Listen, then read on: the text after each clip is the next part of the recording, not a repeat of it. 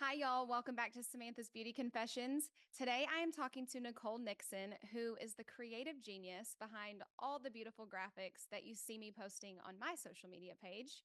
And I knew that I wanted to have Nicole on because she is somebody who has made a quite a few changes in her career. So she has gone from being a hairstylist to a salon manager to working in the corporate world, and she now has her own very successful branding business that she actually started in the pandemic. And she posted something, I don't know, a couple months back, I think, that was talking about how it's never too late to change your path. How, you're never too old to go after your dreams, and that there's always that opportunity for you to make the change that you're wanting to make. And this post really resonated with me because it's something that I feel so passionate about. So I wanted her to come on and just share her story with all of you. And that is what she does today. On today's episode, Nicole talks a lot about taking risks and how sometimes you just have to say yes now and figure out the details later. We talk a lot about how showing up authentically is one of the most powerful things that you can do for yourself and for your brand. She gives advice on how to start your business with limited resources. We talk about the power of showing up authentically online. And of course, she gives her expert opinion on all things branding and marketing. Whether you're a hairstylist, an entrepreneur, or just someone looking to reinvent your career, I know this episode is going to inspire you, and I'm so excited to welcome Nicole to the podcast. Hi, y'all. Welcome back. Today, I am talking to Nicole Nixon, who actually just did a lot of like branding for me. I don't know if you'd call it rebranding or not, but she created a bunch of the beautiful graphics that you see me posting. And I am excited to chat with her because the career, the job that she's in now isn't what she's always done, and I think that she has a really amazing story to share that I can't wait to get into today. So, hi Nicole, welcome to the Hi. podcast. Thanks for having me. Yeah, so do you want to I know that you started out as a hairstylist, but I don't want to tell your story for you. So, do you want to kind of share like how you got started in the industry and how that kind of led you to where you are now? Yeah, it's a long story, so I'll try to give you the condensed version. So I never really planned on being a hairstylist. It was never on my radar. I was going to like a local junior college with my best friend, and one day she just decided that she was going to go to beauty school, and I was like, "You can't leave me here by myself." So I was like, "I don't really know what I'm doing here. I'm just trying to figure out my next move." So I was like, all right, let's try this. Again, it was like that mentality of it'll be something I can fall back on in the future if I decide this isn't what I want to do. I think that's so common in our industry of the hairstylist thing will always be there to fall back on. But Hmm. yeah, and so I got my license and I did hair for a couple years, and I wasn't a great hairstylist. I was really good at replicating things, but um the unlimited creativity part really scared me. If the client that comes in and is like, do what you want, I was like, no, like tell me what you want and I can do it. But so yeah, I was much better at managing people. The salon that I was in, I eventually became the manager, and then I had it was like a chain salon, so again, it wasn't super glamorous, but I was kind of on track to do education and training and kind of make my way up on the more management side of the business. And then I got pregnant, and that kind of threw a monkey wrench in a lot of plans, in a great way. You know, it was a surprise, but a great surprise as well. And so my partner and I decided that I was going to stay home and he was going to work. And then pretty quickly after she was born, that kind of imploded, and I had to go back to work. I had to figure something out, and I was all of a sudden a single mom, and I decided that I was going to apply to a receptionist role at Sexy Hair, because Sexy Hair was pretty local to my where I lived, and I figured, foot in the door. Maybe there will be bigger opportunities down the road, but right now I need a job. I need insurance. I need to take care of this little human that I just created. And I got a call from the director of education, and she was like, "Why are you applying for a receptionist job if you have a license and you have this experience?" And I was like, and I told her, I was very honest, and I said, I have always really liked your brand. It feels like a good fit for me, just values, and I really liked the product, and I liked the artists that were attached to it. And there was an opportunity for a management role for their advanced academy. And so instead of being a receptionist, I was given the job of working as the manager of the advanced academy. And from there, I kind of just like that was my new path. I really found something in this industry that I didn't even think existed. I didn't know that there were these jobs that you could like manage education and create education and travel doing trade shows. And like this was never, it really was never on my radar at all, but it became the path that brought me to where I am now. And yeah, I worked for several different global, huge companies in education. And then I consulted for several years on a contract basis with companies. And then during the pandemic, I decided what a great time to start my own business. And so I decided that I was going to shift a little bit and do branding and marketing, web design. And it was definitely a little bit of a learning curve for me, but I don't know how I got here, but I really love the journey that I have been on and the path that getting my cosmetology license set me on. Which started out as a fallback career, and it's taken Yeah. so many different twists and turns along the way. No, but so you never did go, you like never went to college or anything for the graphic design stuff. You just learned all that on your own. I did. I'm pretty self-taught.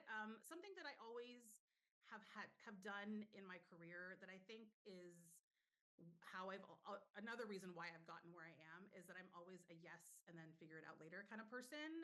So there were a lot of times in my career where we came up against like budget restrictions, or we had to make decisions of what we could do based on the money that the company had. And I was always like, I'll figure it out. I can do it. When my first job as a director of education, my very first collection that I did on my own, they had no budget for like video editing. And that was such an important part of the collection. And I was like, okay, I'll figure it out. And so I learned how to edit video. I've always been a yes and figure it out later kind of person. And that's the mentality that I took when I started this business. I was like, I'm just going to figure it out.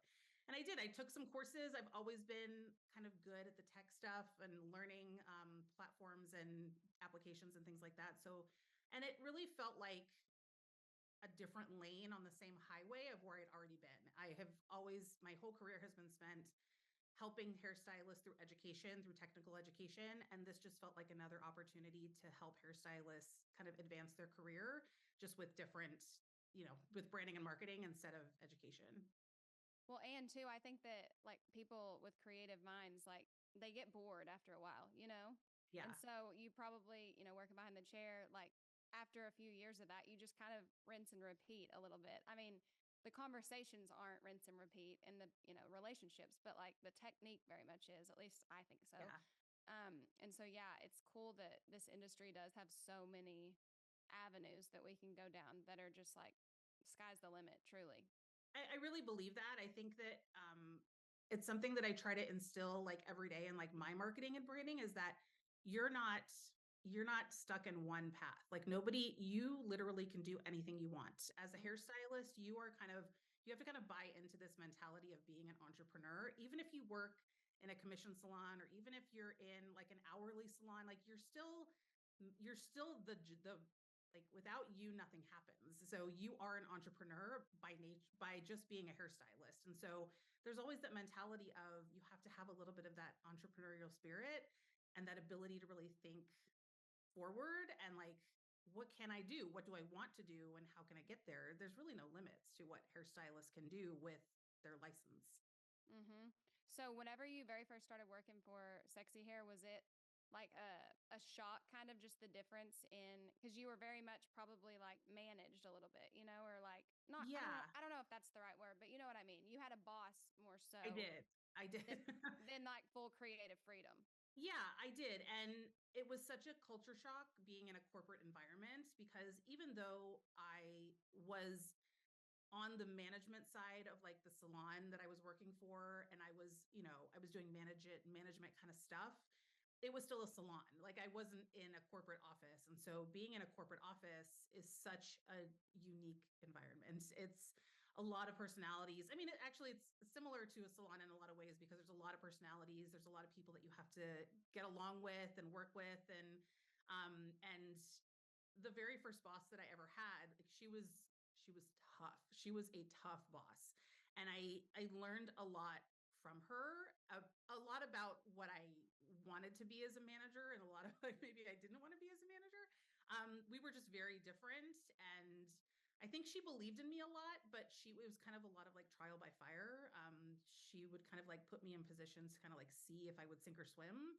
And I'm a Capricorn. I like to be prepared. I like to plan. I'm very organized. And so that kind of management style was really hard for me. But I was at Sexy Hair for 8 years, and I worked under her, and then I worked under another director, and they could not have been more polar opposite. But yeah, that first boss and that first year or two in like that corporate life was really interesting. And it was also like a whole new part of the industry that I had never experienced before, like working with artists and going to trade shows and experiencing like that other side of the industry and being like the behind the scenes person was like it was wild. Like a lot of that time in the industry was wild.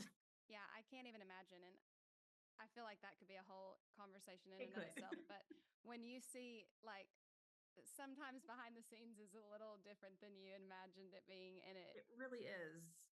It really is. And I think that like that time in the industry, it was like 2007 was when I first started working for them.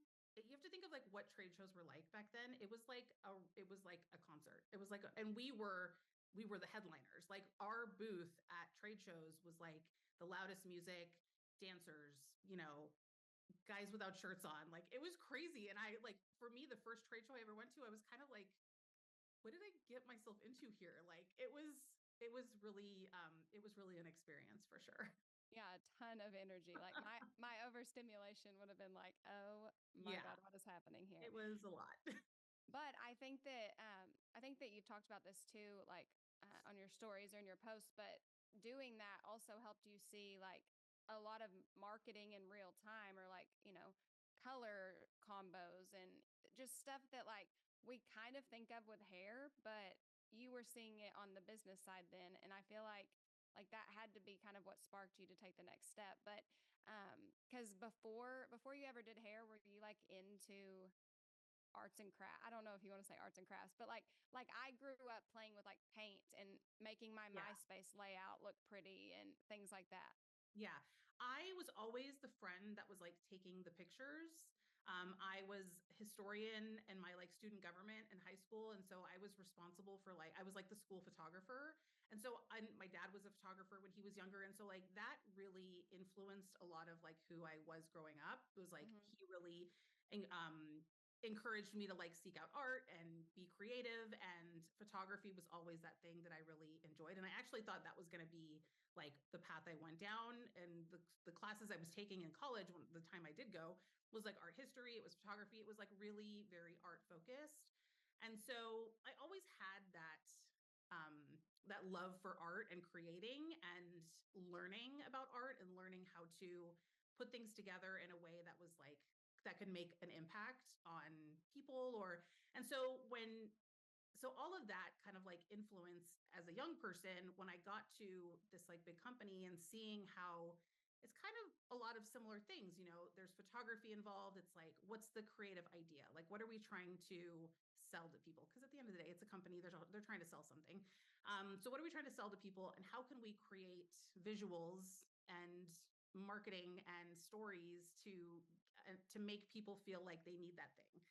And so I think that a lot of my influence as a young person really did help me, but seeing it all come together it really did help me when I started this business, because I do think that there's such a disconnect in our industry for like what hairstylists learn about branding their business, marketing their business. And I think with social media, there's this mentality of like if you brand or market yourself on social media, you're like trying to be an influencer, you're trying to connect with brands, where it's really just an opportunity to connect with people. And so learning like all of those different facets of big companies and how they work and how they create things, and then being able to kind of translate that into working with my clients, I think has given me a unique perspective on Hmm. how things work and different things that you can put into place that will help like independent hairstylists that might not have these like huge budgets that big companies have. Yeah, no, I think that I don't know the word to try to use here, but like, so I'm not even going to try. But I do think that you're like with your branding and just like how unique you make every person's that I see that you work with is really, I don't know, it stands out. It's unique in and of itself. And I think that that does have a big part to do with just you being behind the scenes like that and probably being a natural creative, like with photography and visuals. But before I ask more questions about that part, I want to ask you, when you left Sexy Hair, was it just because of the pandemic? Oh, I left Sexy Hair in 2015. So Oh, okay. I left Sexy Hair because I loved working for them. They were a great company. Some of my best friends are from my time at Sexy Hair, but I had kind of reached my like glass ceiling there. I wasn't like the director wasn't going anywhere, and my next step would have been a director's role. And so I left there to take a director's role at Color Proof. So that was like my first like director's role. So I was there, I was at Color Proof for like a year and a half, and then I moved to another company where I was a director. And then after that, I consulted for several years. I had like a long-term contract with Diva Curl. I worked with Bosley Professional Strength for a little while, and my contract with Diva Curl actually ended December 2019. And so 2020, I was like, okay, what's happening? Like, what can I do next? And then the pandemic happened. And I was like, well, shit, I don't know what I'm going to do next now because who knows what's going to happen with education. And none of us really knew what the heck was going on. So it was like October of 2020 when I officially launched my business.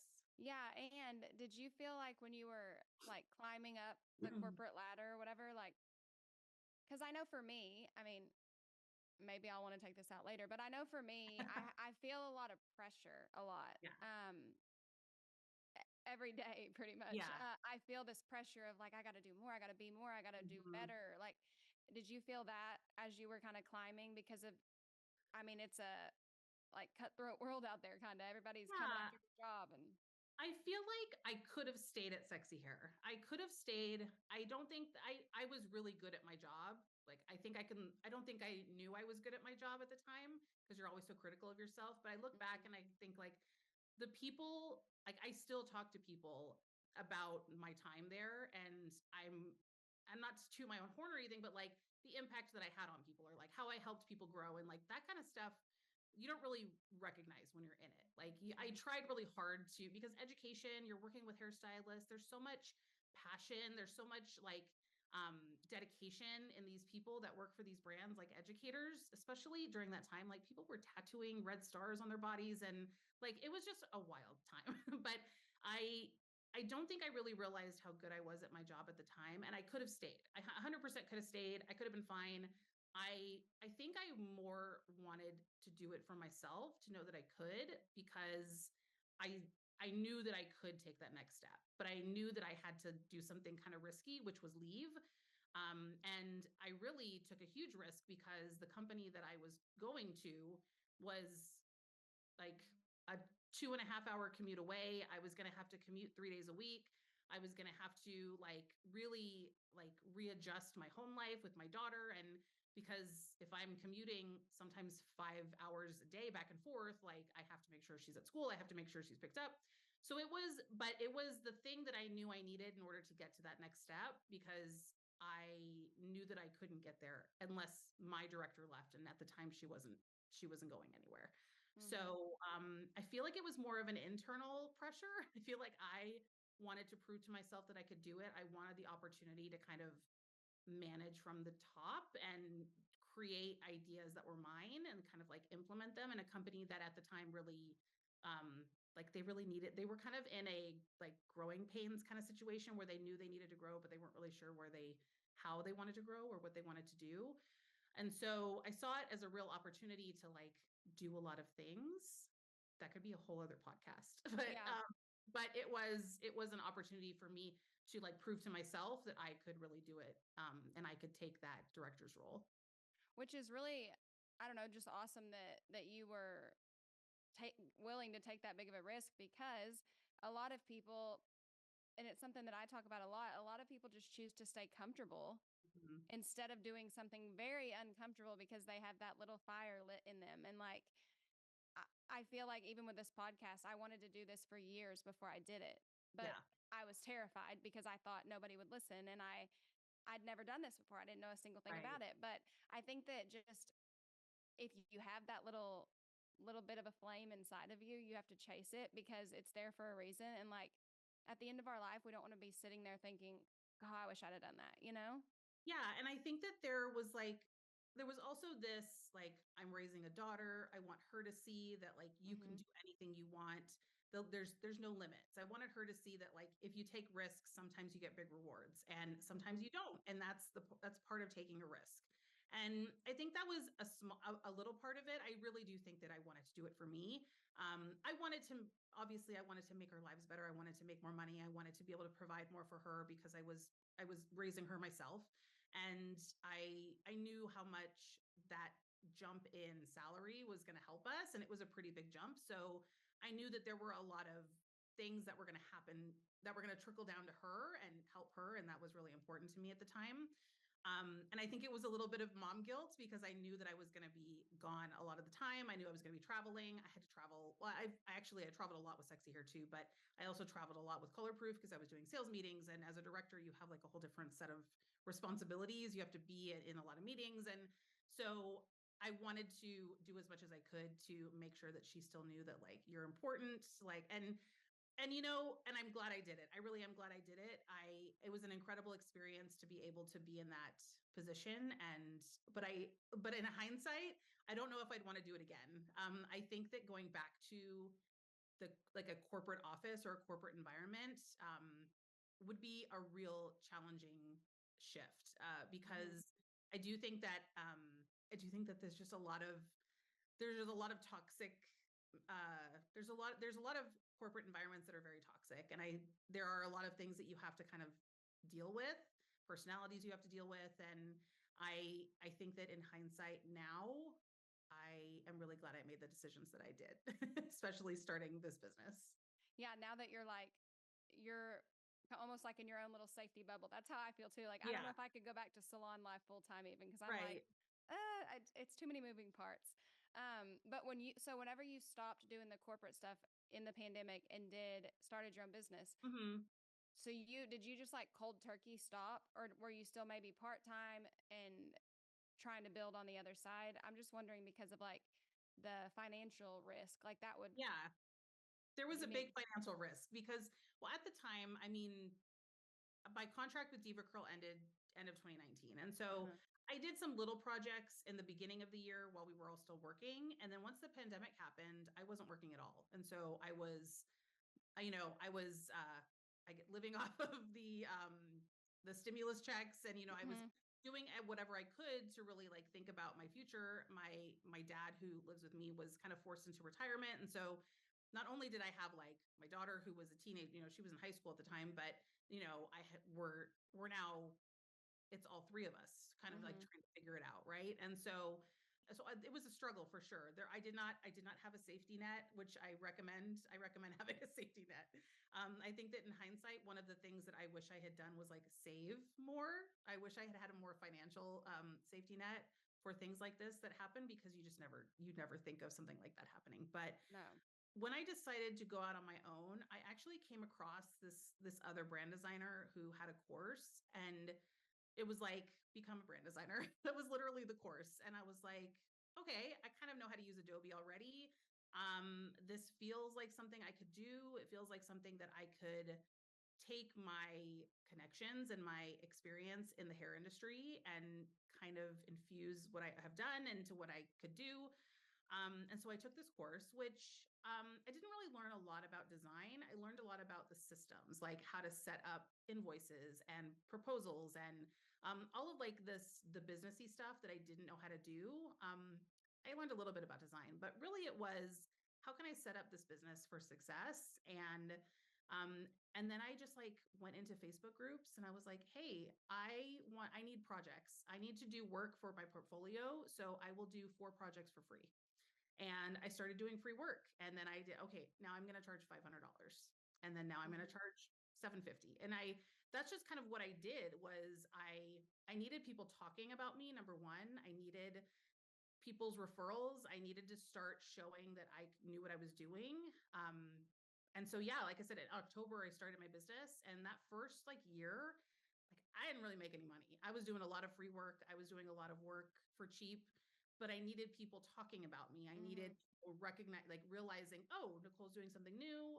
I'm so lucky to have a lot of people in the industry that I still am very close with that like put my name out there, and like people in this new industry that I was kind of a part of, which like brand designing, marketing. There's like this whole, it's so interesting how like there's all of these little like worlds online of like people who do certain things. And so I like was part of the hairstylist world, and then I was all of a sudden a part of this like other world where it was like branding and marketing and coaching. And so I was lucky to make really good connections at the beginning that put me in positions where like they were putting my name and or saying my name in conversations. And so yeah, it really, I actually was kind of shocked with how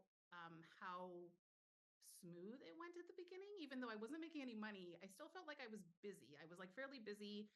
And yeah, I just kind of kept going. And like I said, I'm just like a, yeah, I can do that and then figure it out as I go kind of person.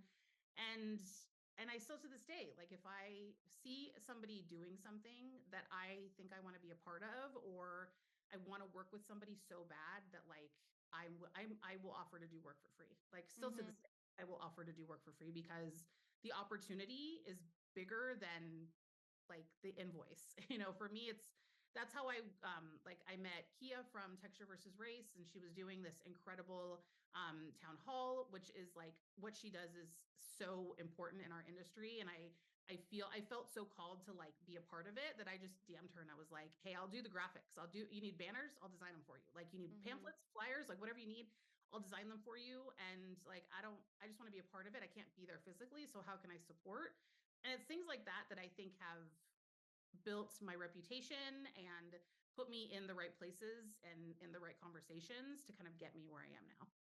I totally agree. I still will do stuff too, like for free, because I feel like the opportunity, if you never are willing to do something that's kind of, I don't want to say puts you out, but something for someone else that you don't Yeah. benefit from, then how do you expect other people to want to continue working with you? I think that if you're all about the money, like, yes, we all need money, but we also could do some little, freebies here and there, so to speak, that Yeah. And get I us feel, further.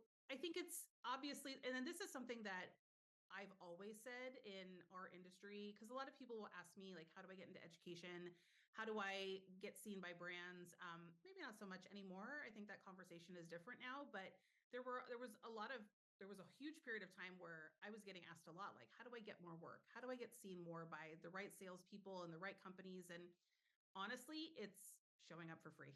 It really is for for a little bit of time, showing up for free, or like negotiating your rates to be in the right rooms in the right places to meet the right people. That is invaluable. Like you can't pay for that kind of exposure. And that to me was something that you're either willing to do it or you're not. And the people who were willing to do it are the people that I see still working. They're still, obviously they're getting paid now, but they were willing to do a little bit for free at the beginning to make connections that really sustain them for the long haul. Mm-hmm. And just putting like your true self out there, which I feel like a hypocrite saying that because at first I fell into the mold of like doing what everyone else did. But um, like you said earlier about not doing what everyone is doing, like finding your Yeah. own, like one way a stylist markets themselves online doesn't mean you have to do that. Oh, Um, 100%. and I think that the earlier people start just posting the things they want, the better it's going to be in the long run. Because trust me, backtracking and trying to figure shit out 5 years down Yeah. the road is hard. Yeah, I mean, I think the whole showing up thing, and I actually just posted something, maybe it was yesterday, that's like showing up is hard. Like, I still to this day, like, I have a hard time showing up sometimes. Some days I feel really inspired and I get on and it's easy and I say what I want to say.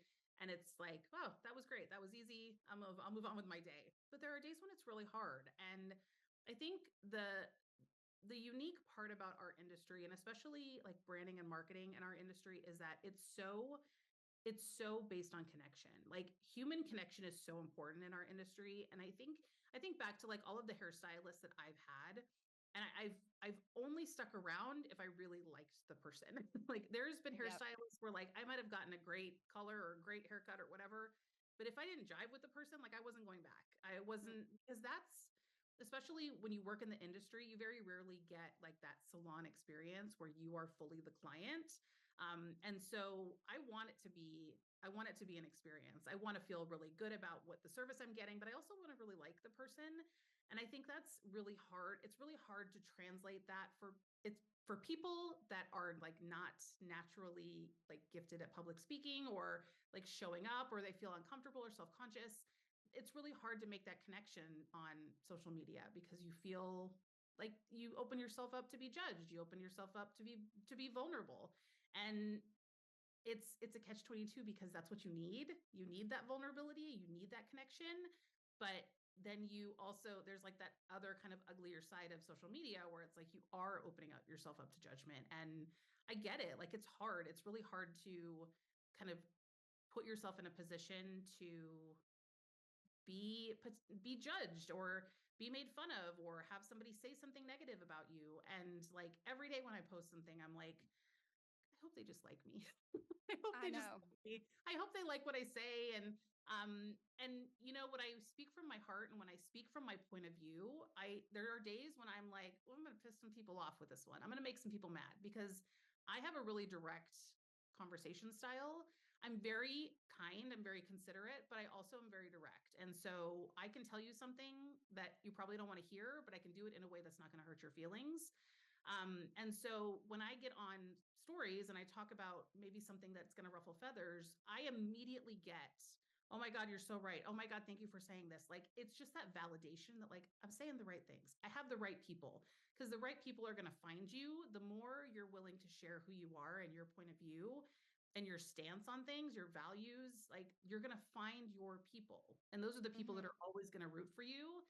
And it's going to make things a little bit easier because you're going to feel less concerned about being judged because you're going to know that the people that follow you are there because they want to follow you. Yeah, and I think too that people they get sidetracked because they see something work for someone else, and so they're like, I have to do this, and then they Yes. take that on, but that's not their personality, and that's not really Right. even their perspective. It's like adopting another person's. But I remember whenever we were like going through like Pinterest and stuff, when you were Mm-hmm. doing all my things, you um told me to use words that weren't hair words, or like, Yep. common words that I would think to think outside the box. So can you like share a little bit of advice on that for people that just to kind of create that spark in their brain of not doing the same old same? Yeah, for sure. One of the values of my company is thinking outside the box and pushing people outside of their comfort zone. It's something that I do every single time I work with a client because our industry has a very stereotypical brand style. And you can probably think of it, you could probably close your eyes and see it in your mind, like what a salon logo looks like. If you go onto Canva and you searched hair salon branding, it's very, very specific. And I think it's getting a little better, but I think it's a very specific genre of branding. And so for me, I really wanted to encourage people to think differently and look outside of our industry for inspiration. I'm very inspired by like fashion brands. Like I said, I'm very inspired by art in general, photography. I'm a huge advocate for like brand photography and really having a curated aesthetic online. And so if you're in a point where you're like, I want to level up the way my brand looks. I want to put some more effort into my brand aesthetic. I think going onto Pinterest is great. It's easy. There's so many options. There's so much to see on Pinterest, but you have to just remember that like Pinterest is also an algorithm and it's going to feed you what it thinks you want to see. Even if you're searching for keywords, it's also going to feed you things that are like other things you've looked for, in the past. It's also going to feed you popular things too. Hmm. So I can't tell you how many times I've seen the same inspiration in Pinterest boards that I get from clients because they search up hairstylist branding and they get the same pictures, they get the same fonts, they get the same logos, they get all the same stuff.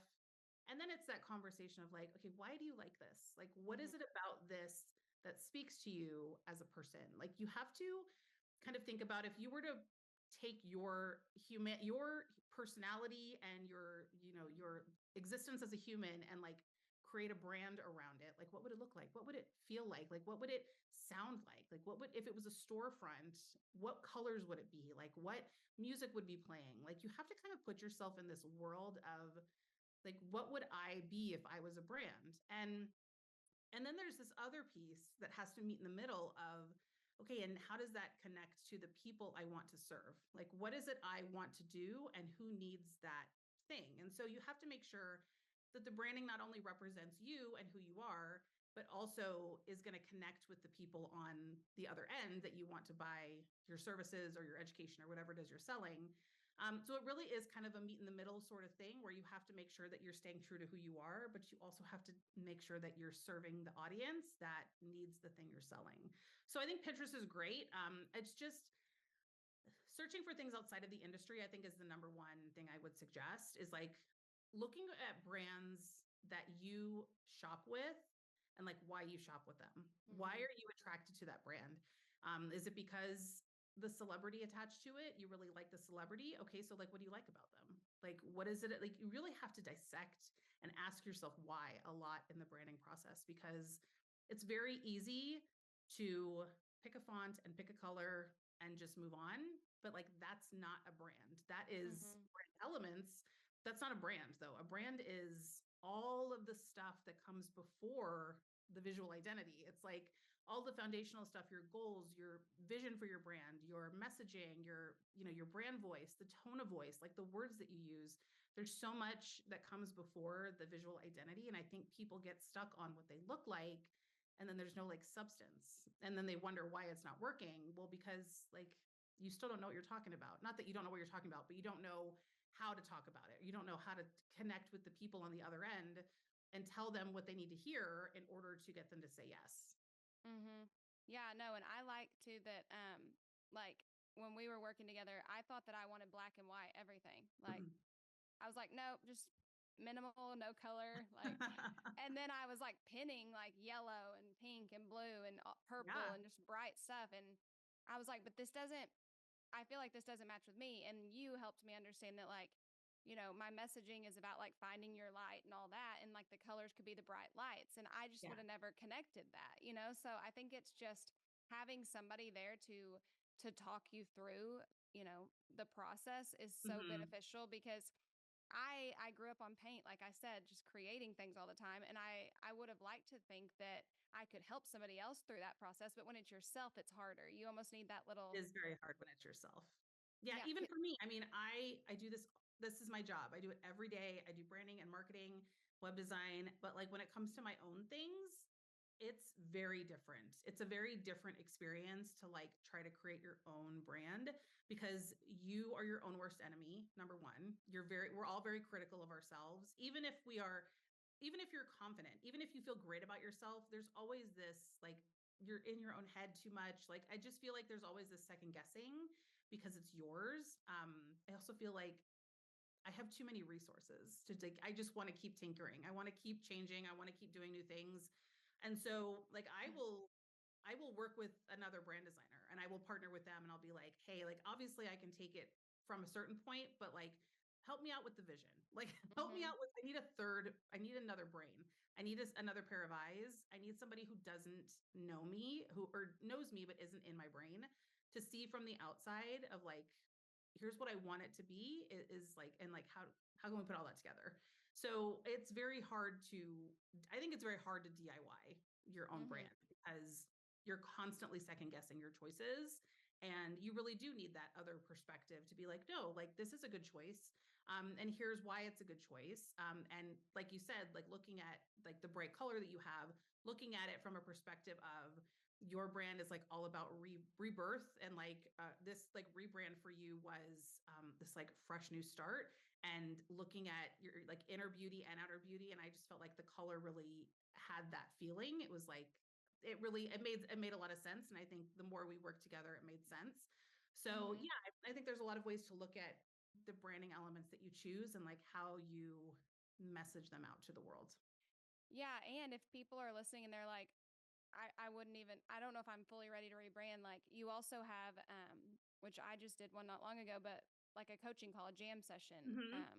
And that's really helpful too, because like what we talked about on mine was like, I was having problems, like I've just completely changed who I am as a human and as a business and all the things. Yeah. And so I was having a hard time connecting the dots while still kind of sticking true to the audience I built. And just talking to you for the hour we talked was super helpful. Again, just to bounce ideas. So if someone's listening and they're like, Yeah.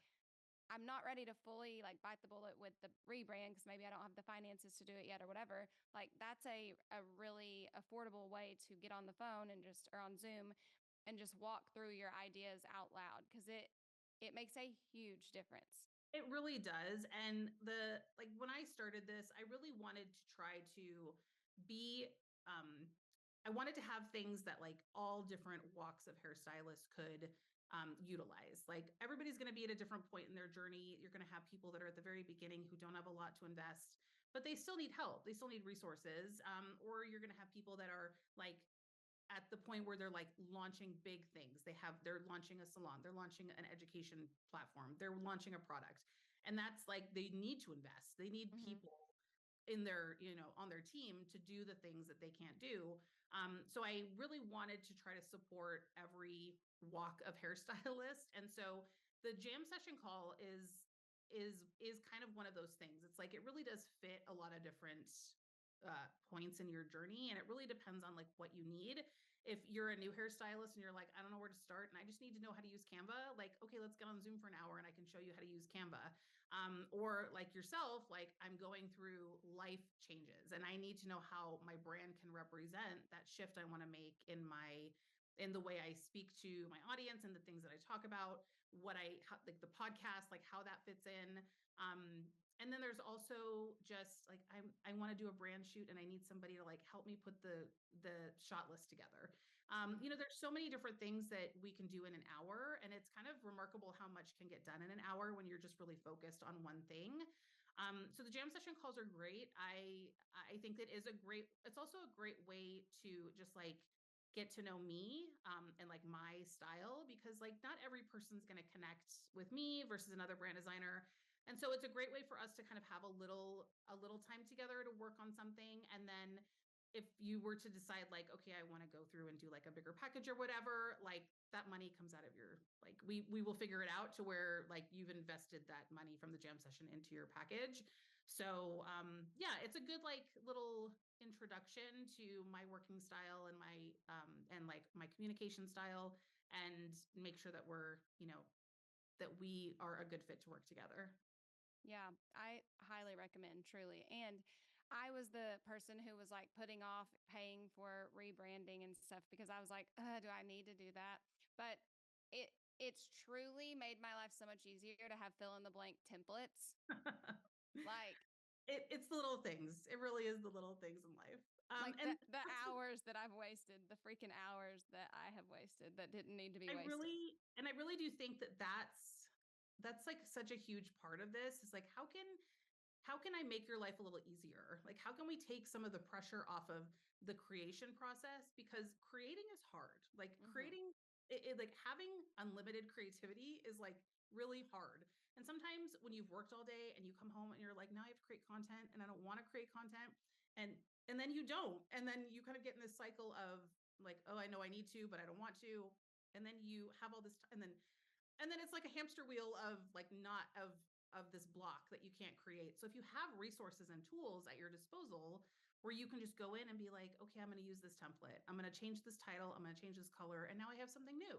Hmm. And it took 2 minutes as opposed to an hour of like sitting around trying to think about what you want to post. Or 3 hours. Like I'm telling you Yeah. the hours that I've wasted. No, I highly recommend it. And I wish, like, out of all the things that I've spent money on over the years, like that was, I should have done that way sooner. And I still, like, I still need, like, to do my website, all the things, because all of it at first I was like, this doesn't matter because I was just creating content like a crazy person. But it's like, why am I creating, like, what's the bigger picture here? And you need the branding and the back stuff and all of the, like, you need to know who you are at the beginning before you just start creating like I did. So don't do Yes. what I did. Do as I'm saying now, now that I have learned the hard way. No, but tell everyone too, like where to find all of your offers and all of the goodies that you have. Yeah, so I do pretty much a little bit of everything. I do brand strategy, marketing strategy, launch support, design, web design, art direction for photo shoots, like education development. I do a lot of a lot. But you can find me. My Instagram it's Nicole Nixon, Nicole without an H, Nixon, like the president. And my website is also it's NicoleNixon.com, and you can find all of my services there. Or you can also find me on TikTok at the same handle. It's Nicole Nixon. I'm not quite as active on TikTok, but Instagram for sure is I'm trying. I'm really trying to be better because it's I mean I should be on there. It's just it's hard to do a lot of different platforms. It is hard. And I was so good at it for the longest time. And then, like you said, I missed a few days and now I'm like, Yeah. shit, how do I get back? I don't know how to Right. And then it's go really back to hard that to like start again. So you and I are going to start back on TikTok. So you can find both of us on TikTok too. on TikTok. Absolutely. Well, thank you for coming on, and everyone definitely go check out her stuff because it's really, really awesome. Thank you so much. It was such a great time chatting with you.